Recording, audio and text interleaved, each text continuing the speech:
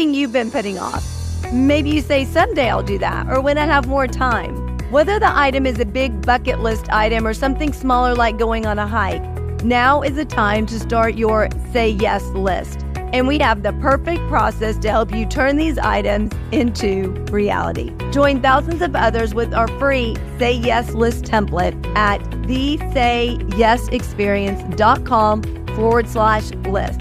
It'll help you stop living in that someday and start making those list items come true today.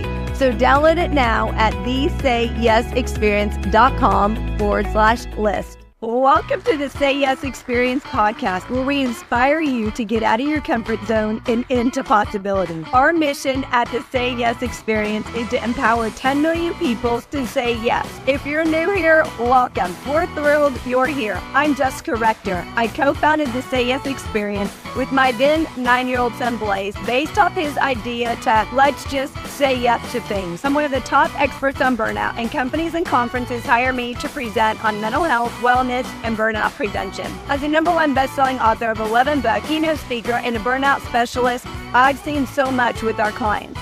The Say Yes Experience was started to help you really start living, to do the things that light you up, have more fun, and turn your dreams, or what we call Say Yes list items, into reality. So thank you for investing in yourself and being here. Now let's make it happen. The reigning Miss Boston is determined. Being crowned Miss Boston wasn't an easy task, but Arcadia Ewell didn't give up, and she's not giving up on what she's most passionate about either. She is a passionate advocate for ending dating and domestic violence. As a dating violence survivor, she doesn't want anyone to endure what she's suffered. This episode is for everyone. Even if you're not in a violent situation, it's vital to know what to do in case someone you know is, or someone that you know might find themselves in this situation in the future. Please help me welcome my guest today, Arcadia Ewell. Welcome to the show, Arcadia. We're so excited you're here. Thank you. Thank you so much for having me. I'm really excited. Of course. We're excited to get in it because you are currently Miss Boston, which is extremely exciting. So tell us a little bit about that journey and how that came to be. Sure. So what that means, Miss Boston, I am a local title holder within the Miss America organization. So a lot of people have heard of that before. You might have seen it on TV. But Miss America is actually what a lot of people don't realize. It's one of the nation's leading providers of scholarships for young women. Wow. So that's what attracted me at first. I had a couple of friends who were competing. I'm a first-generation student, so I was like, I need some money for college. Yeah.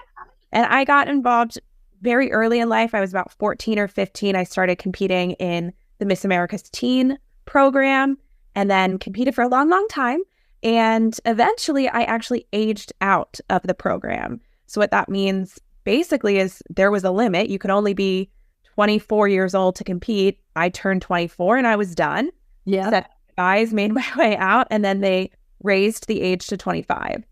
Came back one more year, aged out again, and then they raised it one more time. This past February, they raised the age to 28. So I got that phone call from a couple of my friends, and they were like, the age is up. Are you going to compete again? And I said, I don't know. I need to sleep on it. And the very next day, I had registered to compete for Miss Boston, and 2 weeks later, I was crowned. What? Wait. Yeah. So, you decided to compete, and then 2 weeks later was the competition, and you had a quick turnaround. That is super fast. Oh my gosh. So what made you, or what led you decide to say yes and to compete? Mm-hmm. So I think initially, like I said, when I was a teen, a lot of it was I was looking for friends, I was looking for scholarship dollars, but then it almost was like a second time that I really had to say yes to doing it. So I competed for Miss Massachusetts last summer, and it was the first time I ever made the top 10 semifinalists. And that has been my goal. My whole life long, I just wanted to be a top 10 semifinalist. Yeah.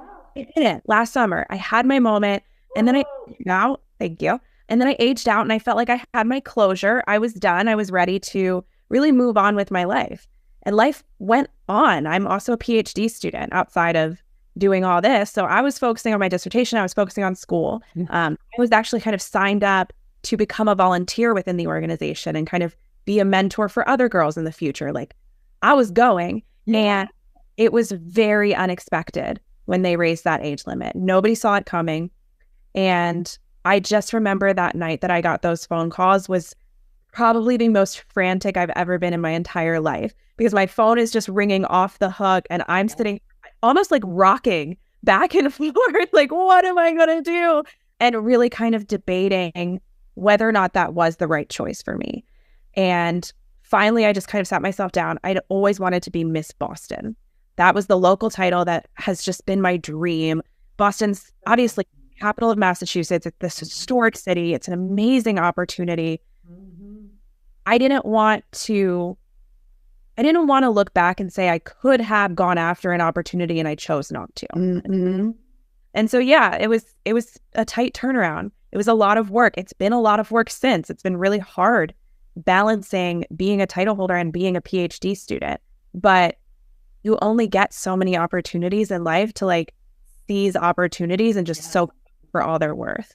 I love it. And especially because that's been a dream. It was almost impossible. I mean, very, very hard to not do it if that's been a dream of yours, but then also balancing so many things. So you only had 2 weeks to prep for the competition. What did those 2 weeks look like? It's funny, actually. When I decided to compete, I told everyone, I was like, it's in 2 weeks, but it's no big problem. You know, I'll just use the same talent song I did last year. I'll use the same gown I did last year. Like, I'm good. I made top 10 at states. I don't need to change anything. And as I kind of got into it, I was like, I don't want to do the same thing I did. I want to do something new. I want to be like, I'm grown up, right? Like I said goodbye to this program. I moved on with my life and now I'm coming back. I want to come back stronger. So in those 2 weeks, I actually changed my talent song. I'm a singer. So I switched from doing kind of like a pop rock type vocal where you can be kind of fun and gritty and you don't have to worry about your technique as much. And I switched to more of a musical theater where I really had to rely on like my classical training and make sure my pitches were good and make sure my rhythm was good. I switched my gown. I had to like teach myself how to walk again, which sounds so funny if you're not like in the pageant world, but there is a pageant walk, right? And it's not the one we do on daily life.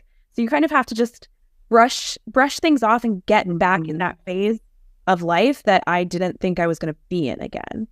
Wow. And you were able to do it in such a short period of time. What's your platform, or what was your platform for winning Miss Boston? Yeah. So same thing. It hasn't changed, but initially then and still now, my community service initiative is called Learning to Love. It's about combating dating violence. So I have had that as my personal program and initiative for so many years. I'm a dating violence survivor myself. I became a stalking survivor when I was 14 years old. And the really kind of troubling part of that story, or at least one of them, is that I didn't realize that was wrong at the time. I knew it made me feel uncomfortable, right? Like I feel good about the behavior, but it really wasn't until I was much older and I was an adult and I was studying psychology in school and I started getting those definitions of what dating and domestic violence actually is, that the light bulbs went off. And I was kind of like, I've had that. I've experienced that. And now as an adult, as a title holder, and, furthermore, as a psychologist in training, I am really passionate about making sure we are having some of those educational conversations, because I don't think it's ever right that somebody could be dating and could be experiencing abuse and does not know it. So tell us what some of that looks like. So in case someone listening, if they're going through that, they can have, oh, I didn't even know that. Yes, that's what I'm going through. Yeah. So I do this a lot as Miss Boston. I've actually started a very successful speaking campaign. I've been able to present to over 2,000 students across the Commonwealth. And one of the things that I do during those conversations is really define the forms of abuse. So what I experienced is stalking, right? That is any pattern of unwanted harassment that really incites fear or is just simply unwanted by the victim. So for me, my stalker did a lot of that behavior online. It was a lot of messaging me and my friends, asking where I was, what I was doing, who I was with. There's also physical abuse. That can be actual physical harm, or it could be threats of physical harm too. And I don't think a lot of people realize that. Yeah. Saying I'm going to hurt you still counts. That's still a problem. We have emotional abuse. that can be put downs, insults. That's where gaslighting as a term would fall. Sexual abuse, forcing you to do things, pressuring you to do things. And then financial abuse is another big one too. And that would be kind of using finances and money to really exert power and control over you. And that's where everything kind of cycles back, is the abuser is going to look to exert power and control over you. That is their end goal. And all of these different forms of abuse are just the tools that they're using to do that. That is crazy. Some of those I would have never, like financial abuse, I never even would have thought of that. So it's so important to get those things out. So when people are going through them, they can say, oh, that's me. I didn't even know that existed. Or, oh, wow, someone can really do that. I think I might be in that situation. Or my sister or my son, or, someone might be in that situation. And I think oftentimes we immediately go to women that those things happen to, but those things can happen to men as well. Have you found that to be the case? Yeah, absolutely. I think this kind of relates back to our topic of saying yes. Is anytime I get the chance to talk about these things, I'm going to say yes, because you never know. Situations like this happen. Where you're just talking about it and somebody's like, I didn't know that. And recently I was actually at a college. I was presenting about my story about these definitions. And a young man came up to me afterwards, and he pulled me aside and was like, I just need to talk to you for a quick minute. And I was like, yeah, of course. What's going on? And he said, I've never heard of financial abuse before. I did not know that was a thing. And I'm not sure if I'm experiencing that right now, but my partner doesn't have a lot of financial flexibility. And so my partner is kind of demanding that I stay with them and that I continue supporting them, like, with that count. And we really kind of had to sit down and talk through that and talk through what those behaviors were and try to piece together, like, what is the motivation there? Because really it does center around power and control. That's what our science tells us. Yeah. That's what I'm telling you as a psychologist. So it does happen a lot to people of all different genders, gender identities, sexual orientations. Abuse doesn't discriminate, unfortunately. Yeah. And so we all need to be part of that conversation. We all need to be learning, and we all need to be then taking what we've learned and telling that to others. Well, and I think a vital and important part of what you're talking about is talking about it. The more we talk about it, the less shame that is associated with it, the more people feel open to saying, okay, well, maybe that's happening to me, or talking with someone about the situation. Because I would also think that there's shame involved around it. So people don't want to talk about it. People don't want to acknowledge it because they might feel dumb or stupid. Like, how can I let this person do this to me? Or how do I not know better? I should know better. I'm a smart person. And so then they just don't talk about it. And then they just stay in that situation, or they're too scared to find the resources or the help to get out of it because they don't want to talk about it and admit that it's happening. And then it just keeps perpetuating the problem, where they stay in that situation and then they create their stories for themselves saying, I don't know how to get out. I can't get out. And so they keep staying in situations like that and not having or knowing even where to get those resources. Sure. And I think that's especially true for teens too. I think teens get overlooked a lot when we talk about this topic, because our mind goes straight away to like husband and wife dynamics, or couples that are living together. But in truth, it does happen to teens. And that adds so many difficulties. Let's say you're dating somebody and your parents don't allow you to date. So they don't know that you're dating them. And all of a sudden you're in this abusive situation, but you don't feel comfortable telling your parents because that's going to cause conflicts there. Teens don't always have the same flexibility to leave relationships because they still go to school with this person. They're still going to see that, right? So if we as adults are not having those open conversations and we are not creating a space where our younger generation feels really comfortable talking about these topics, then they are going to enter the dating world. They might start experiencing these things, and that's going to shape what they think relationships look like for the rest of their life. That's so true, and very important to have them with our teens. And I love what you said, like they still have to go to school with those people, and then they don't want to tell their parents about it because they don't want to create conflict there. But they may not also tell their friends about it because What if their friend really likes this person? Or what if their friend is friends with that person? And then that creates conflict at school. And then it just trickles out so where they feel like there's no safe place that they can go and share and really get that help. So where can teens go to get that help? The best place is a trusted adult. It does not have to be mom and dad. That can be anyone. For me, how my situation played out, like I said, when I was going through it, I didn't realize that any of that behavior was really wrong. This was my interaction romantically with someone. And so essentially this young man had asked me to be his girlfriend, and I was very flattered, but I said, no, thank you. And that's when a lot of this behavior started. So my instinct is like, okay, this is how people handle rejection. And my friends actually mentioned it to my parents. So that's, first of all, for teens who might be listening, that's always an option too. If you notice your friend is going through something, not always easy to be the one to report that something's happening with your friends to an adult, but sometimes that can be really life-saving. Yes, necessary. Talking to parents, talking to guidance counselors at school, if you have sports coaches, mentors, anyone, finding an adult is really helpful. There are also a lot of resources online. Love is Respect is a website that is specifically centered around dating violence. And it's this great website. You're going to get a ton of information. You're going to learn how to safety plan. You're going to learn how to identify healthy versus unhealthy versus abusive. And they have a lot of great resources that they can kind of send things out to you. And the last one that I'll mention, actually, I serve as an ambassador for Bling Sting, which is the industry leader for like cute personal safety devices. And so that means like rhinestoned or sparkly safety alarms or pepper spray, like that. Because taking control of your personal safety doesn't have to be a scary thing. It can be a cute keychain that you put on your backpack and you have it there.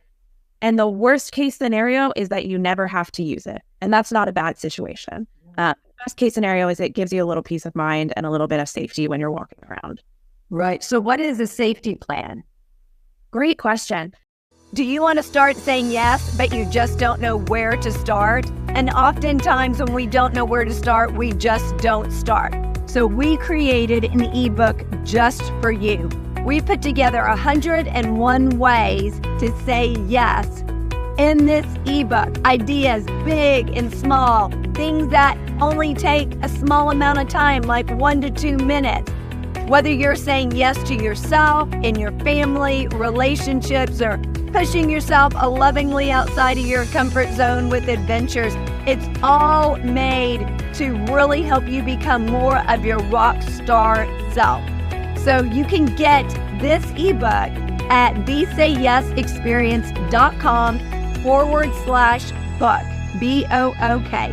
So if you want to start saying yes, or maybe you need some ideas on how to say yes because you get so caught up in being busy and doing tasks and projects or doing laundry and cooking that the time flies by and you want to spend time with your family, but you just don't know how to say yes. Those ideas just don't come to you. We put it together to make it super, super easy for you. So go to thesayyesexperience.com/book to get your copy today and start saying yes now. Are you feeling overwhelmed, stressed, or burned out? We get it. You're not alone. In fact, according to our research, 79% of the workforce is in burnout and almost half are in extreme burnout. In fact, it's the #1 reason why people are leaving organizations. They're burned out. They're looking for something more. They're looking for something better. But it doesn't have to be that way. We have your solution. It's called Blaze Your Brain to Extinguish Burnout. 52 Keys to Prevent, Breakthrough, and Eliminate Burnout. You can find your copy at jessicarector.com/store. Now, this is a great tool that you can use with yourself, with your colleagues, within your organization. Everyone can get one, and you can go through one a week with them. And at the end, you can say, what was something that worked this week? What was the success you had? So you can champion and encourage each other. You can also ask what were the challenges and issues that came up, so you can mastermind and brainstorm around those to keep those from coming up in the future. So make sure you get your copy at jessicarector.com/store. All books are autographed with a personal message just for you. So a safety plan can be a couple different things based on context. We talk about safety plans when we talk about depression too. But for a abusive situation, a safety plan is going to be really sitting down and thinking through your options ahead of time. So that might look like, if I am currently in an abusive situation, let's say my partner is physically hurting me, where are the people I can call? Where are the places I can go? If I'm trying to exit the relationship, where are places I can get money? What are the days that my partner is not home that I can move out of the house? And there are prompts for this. There are templates online that you can just sit down, and it really forces you to kind of stop. Yeah. What your options are, think through who is in your life that can help support you, and think through what that plan is going to look like if you need to safely exit the relationship. Well, and I think just thinking about exiting a relationship when you're in a situation like that can be very overwhelming, right? You don't know what you don't know. You don't know where you can go that is going to be safe. You want to be safe. Are they going to come after me? Are they going to find me? Like, what's going to happen? So you tend to be, I would think, on high alert with everything. But the last thing you're really focused on is creating that plan, but also creating it in a successful way. So I love that there's things out there for them to, like a template for them to go through step by step to make sure that they've worked everything out, figured out all the answers to the questions that are going on in their mind. What if this happens? Or where can I go? Or how can I? All those kind of things for them to get answers so they also feel more safe and secure leaving that situation. Well, and as an advocate in this realm, the number one question that we always get asked, why didn't she leave? Why didn't he leave? Right? It's such a frustrating question to be asked because it paints this really complex moment in time as a simple just decision. And it's not, especially when we're talking about people who have kids involved. Having to escape with your children, that's a whole different ballgame. And what we know as scientists, what our research shows us, is actually leaving the relationship is the most dangerous time. That is when we actually see the most homicides. So that is why it's so important that A, we are showing compassion to victims when they are trying to exit. B, we're providing them the resources and the supports that they need to safely exit. And then C, as a society, we're providing them with safe places to go, whether that be women's shelters, whether that be affordable housing, things like that, so that they can kind of get away from that situation and start over. That is just mind-boggling when you're thinking about that's when most homicides happen is when people are trying to get away from that place. And then when you put kids involved, then how are they going to adapt to it? How are they going to respond? Especially if, a lot of kids love that other parent, love the other person in the relationship. So how is it also going to be for them to leave? And as a parent, you recognize, well, that may be putting my kids more in harm's way because, especially if the person's violent, right? That's going to be putting them more in harm's way. And as a parent, you don't want to do that. So I can see oftentimes how people stay in relationships like that just because, not just the fear, but the fear compounded with, I don't want to put my kids in more harm's way, that something even worse could happen to them. Mm-hmm. Yeah, abuse has this really interesting's not the right word, this really unfortunate kind of trickle-down effect in that it doesn't just necessarily affect the victim, but it does trickle down to kids more often than we realize. Even just talking about the escape process, right? Yeah. A lot of times, I actually worked in a domestic violence shelter for a couple of years. I worked with the children specifically in that shelter. And one thing that we noticed right away, we would do kind of psychoeducational groups with them. We would do playtime activities with them. And we always brought them to the playroom in the shelter. And at the end of the night, we would notice that they would start taking the sand from the sandbox. They would start taking the Barbie houses and they would be putting it in their clothes, in their shoes, in their sleeves to try and go upstairs. And that wasn't allowed. You weren't allowed to take toys from the playroom to go upstairs. Okay. To realize it was happening because they didn't have any of their own things. They didn't have any of their own toys. Oh. lot of times you're having to leave that house with the clothes on your back and maybe one or two other sets of clothing. The kids aren't getting their favorite toy. They're not getting their favorite stuffy because they have to go that quickly and that suddenly. So we ended up, end of that story is we did a toy drive and we were able to donate about 400 toys so that each kid got their own set of toys, which I love. But we do see a lot of problems with, kids having poor emotion regulation coming out of that, not knowing how to express emotions, not knowing how to deal with stress. We know that intergenerational transmission of trauma and violence happens, where a lot of times kids who grew up in abusive households, unfortunately as adults, they are either victims or abusers themselves. Mm-hmm. This is such a complex issue. It really is a public health issue. It's not a family issue. It's not just a family, it's not just an issue between husbands and wives, which is how it's been portrayed for decades in our society. But this is a public health issue that has very real ramifications for our society that we need to be addressing.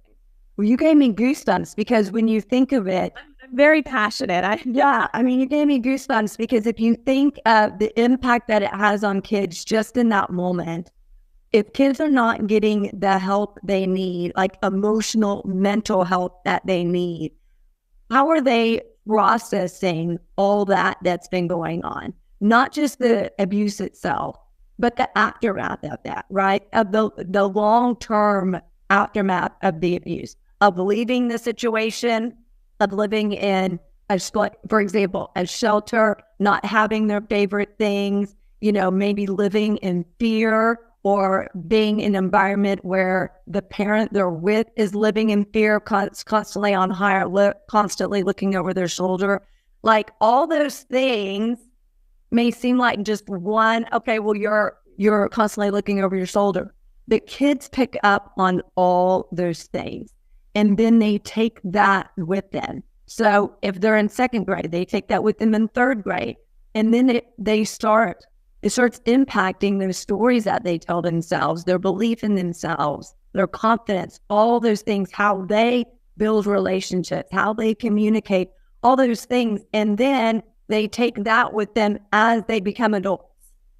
Because they've never processed any of those things. And then how do they function in society as a teenager, as an adult, within a relationship, in the workplace? So it starts trickling out into every other area of their life too. So it's so important to help them get the help and to process situations as they're going through it. So less chance that they're going to have those long-term lingering effects. Yeah. And it's really interesting. This kind of ties into the work that I do within school and what I study as a researcher.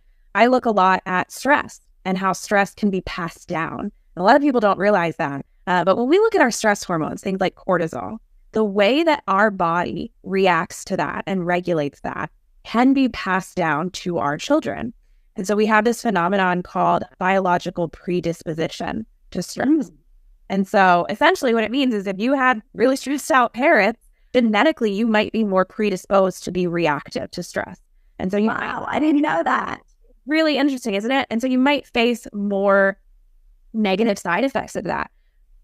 But one reason I love this theory is because a lot of our talk today has sounded really, really sad and really upsetting and really very much like, oh, if you experience this abuse, that it's going to be tough for you and it's going to be tough for your kids.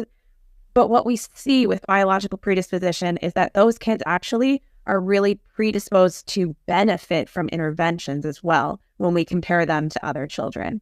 So actually getting those kids support, making sure that they are getting support, that they're getting the help they need, that they're getting the lessons they need, we see that they end up benefiting quite a bit from that, which is so exciting. That is very exciting. And yeah, most of it may seem like it's sad, but it's also much needed to share with people out there going through those exact things, that there's support, that there's resources, that, that they can be encouraged and empowered and inspired to go out there and create a different life for themselves, that there's information and people who want to help them to create that better life, that whatever that looks like in their life, whatever kind of abuse looks like in their life, that there's other ways of living. They don't have to continue to live that way. So It may sound but it's also very encouraging and a much needed topic for us to talk more about, because if we're not talking about it, people aren't going to be aware of it.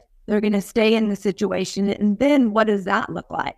So we want people to know that there's help out there, that there's support, there's resources in different ways that they can go about getting it, but also that they're not alone, that we want to help them, and that there's a different way that they can live in a better life for themselves. I mean, just think of it, Arcadia, if you had not been through that at 14, unfortunately, you had to go through that to have this platform, to have this passion, to have this voice for so many other people who don't have a voice for themselves, that can't speak up for themselves.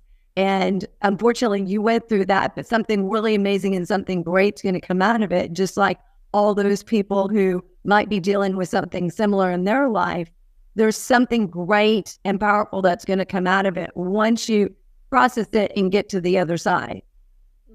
And I think that's something really special that I have seen, especially recently as I've been kind of out doing work in this realm. I use the phrase survivor turned advocate a lot in my paperwork for Miss Massachusetts and Miss America. And a lot of what we see actually is a lot of these nonprofits that really work towards domestic violence were created by a survivor. And there has been such a community that builds up of women or men coming out of these situations, getting the help they need, getting themselves back on their feet, and then realizing that they want to help others. And so again, if you're listening to this and you're kind of in that situation, there's so much love that is like ready to surround you, because this is a community of people who have been through what you're going through, and they're ready to help you out of it.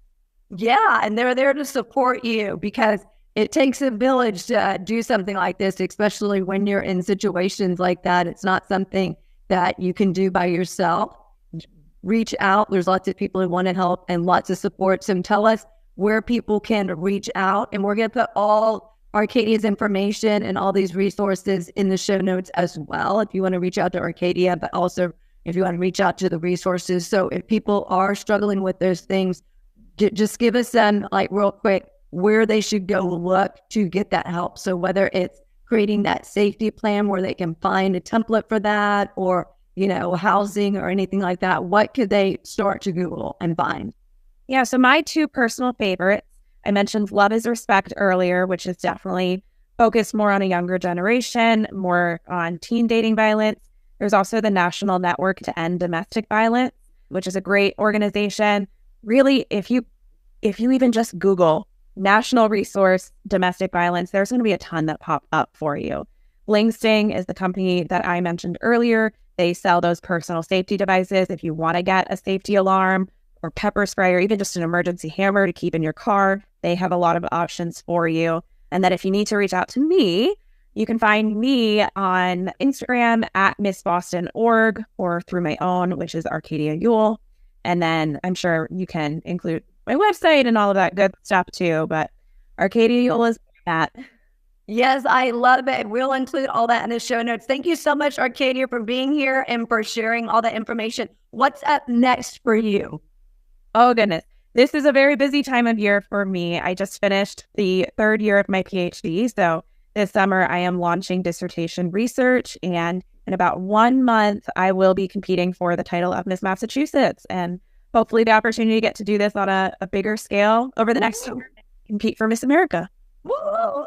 Yes, we will be rooting and cheering you on. Go out there and break a leg. And I know it'll be an awesome dream come true for you. So thank you for being here. Thank you for being here. And if you're in a situation of abuse and you need help, please reach out. There's lots of people and support systems out there for you, even on a local level. So make sure that you find that help that you need. And also, if their children are involved, make sure that you get them the help they need so they can better process the situation and keep being their best, amazing self. And just know that we are here supporting you and encouraging you, and you can do whatever you set your mind to. We believe in you. You got this.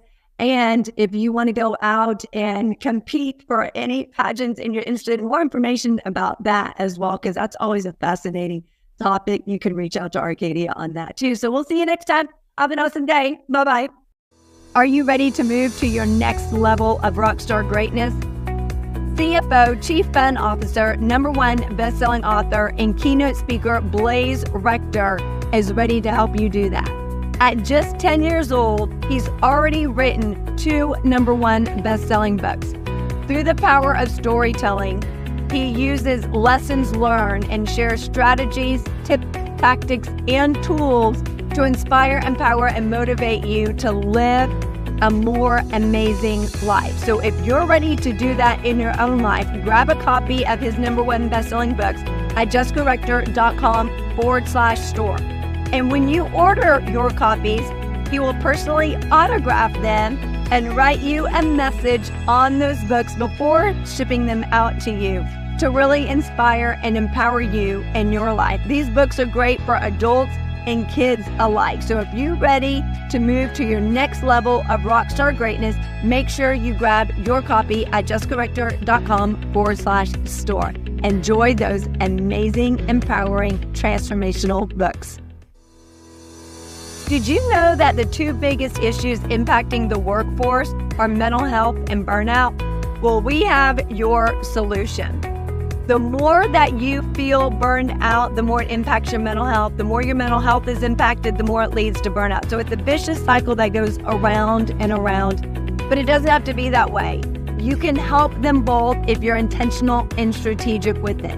We have lots of resources for you at jessicarector.com/store. One that I want to highlight that really enhances your mental health is Tame Your Brain Game, 52 tips to turn negative thoughts into positive action.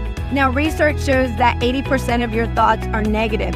No matter how positive you feel, it's the pattern and the habit that you've developed over the course of years, over the course of decades.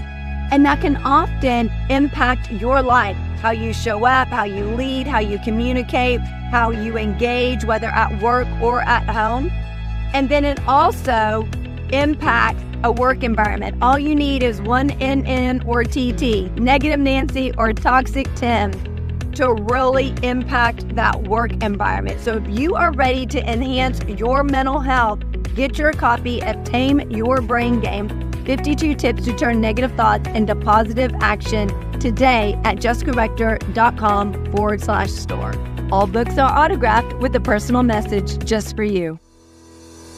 Thank you so much for being here. Check us out at thesayyesexperience.com. Our mission at the Say Yes Experience is to empower 10 million people to say yes. With your help in sharing our podcast, we can do that. Follow us on all social media at the Say Yes Experience and join our free community at facebook.com/groups/the Say Yes Experience. Thank you again to our guest. You can find all the contact information for our guest in the show notes. Thank you to our CFO, Chief Fun Officer, Blaze Rector, our business advisor, Lisa Verhurick, and to our team at Jessica Rector Enterprises. We look forward to connecting with you on the next episode. Have an amazing day and keep being a rock star.